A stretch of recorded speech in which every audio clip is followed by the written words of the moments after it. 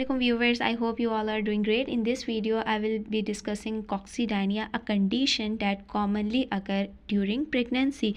So what is coccydynia? Coccydynia basically एक condition है जिसमें coccyx bone जो कि टेल बोन कहलाती है उसमें पेन हो अगर, तो उसे हम कॉक्सीडायनिया कहते हैं।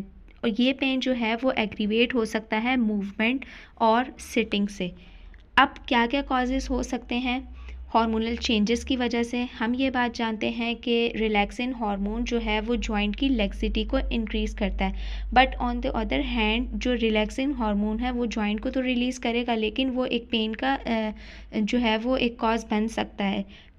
Increase pressure from growing uterus, जैसे जैसे बेबी की ग्रोथ होती है तो उसका वेट जो है वो टेल बोन के तरफ ज़्यादा उसका प्रेशर होता है। ट्रॉमा और इंजरी की वजह से भी कॉक्सिस बोन पे जो है वो इन्फ्लेमेशन हो सकती है और इसकी कंडीशन बन सकती है कॉक्सीडायनिया की।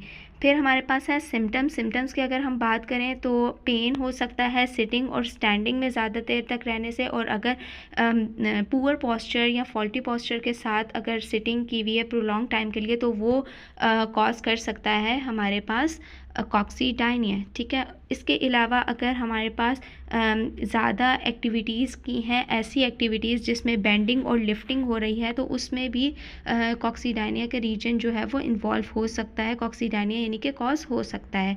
फिर हम मैनेज किस तरह करेंगे? कुछ नॉन फार्मास्यूटिकल मैनेजमेंट है और कुछ हमारे पास फार्मास्यूटिकल मैनेजमेंट है। नॉन फार्मास्यूटिकल की अगर हम बात करें तो उसमें हम कॉक्सिस कुशन्स यूज़ कर सकते हैं। इसके अलावा हीटिंग और आइस पैक यूज़ कर सकते हैं और जेंटल एक्सरसाइजेस और स्ट्रेचेस कर सकते हैं, जिससे वहाँ के पेन को रिड्यूस किया जा सकता है और कुशन से हम जो है वो टेल बोन का प्रेशर रिड्यूस कर सकते हैं।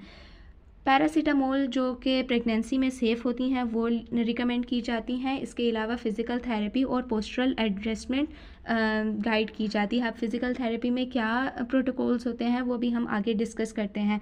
फिर हमारे पास इसका जो है वो क्या किस तरह से हम मैनेजमेंट कर सकते हैं। हमारी ये कोशिश होती है कि पेन को रिलीफ़ किया जाए, मोबिलिटी को इन्हेंस किया जाए और जो सराउंडिंग स्ट्रक्चर्स हैं उन पे ज़्यादा प्रेशर ना आए, उनकी स्ट्रेंथनिंग एक्सरसाइजेस करवाई जाती हैं।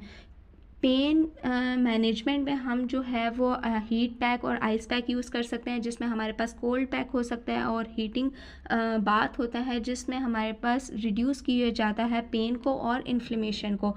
अगर इन्फ्लेमेशन है तो हम कोल्ड पैक यूज़ करेंगे, और अगर पेन को हमें प्रोलॉन्ग टाइम तक रिलीफ देना है तो हम हीट पैक यूज़ कर सकते हैं।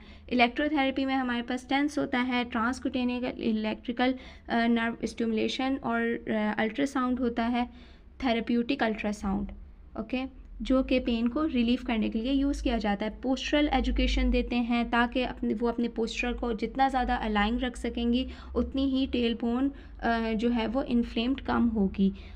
कुशन्स प्रोवाइड की जाते हैं। डोनट कुशन्स जो हैं वो इजीली मार्केट से मिल जाते हैं, जो कि कॉक्सिस बोन पे प्रेशर को रिड्यूस करता है। फिर हमारे पास है जेंटल स्ट्रेचिंग एक्सरसाइजेज में परफॉर्मेंस का स्ट्रेच देते हैं, कैट एंड काउ स्ट्रेच होता है और चाइल्ड पोज होता है, जो कि पेल्विक फ्लोर मसल्स और स्पाइनल फ्लेक्सिबिलिटी को इम्प्रूव करते हैं। स्ट्रेंथनिंग एक्सरसाइजेज में हम कीगल्स एक्सरसाइजेज करवाते हैं, इसके अलावा कोर स्ट्रेंथनिंग एक्सरसाइजेज करवाते हैं। मैनुअल थेरेपी में हम मायोफेशियल रिलीज़ करेंगे ताकि हमारे पास वहाँ से मोबिलाइजेशन और मैनिपुलेशन की पहले ही मैं वीडियो बना चुकी हूँ, उसमें आप जा देख लें कि क्या इसके मोबिलाइजेशन और मैनिपुलेशन का क्या बेनिफिट होते हैं।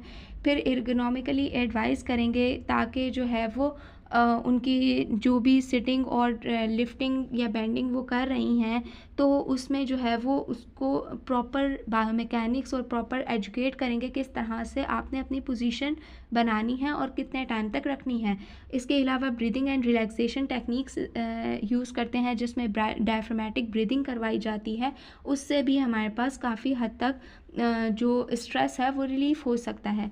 क्या क्या प्रिकॉशंस ले सकते हैं? एक्सरसाइज में जब इनरोल करते हैं तो हमारा मेन फोकस होता है उसके ट्राइमेस्टर पे, इधर वो फर्स्ट ट्राइमेस्टर में है, सेकंड में है या थर्ड में है। इसके अकॉर्डिंगली ही उस पेशेंट का ट्रीटमेंट प्रोटोकॉल डिसाइड किया जाता है। थैंक यू, अल्लाह हाफ़िज़।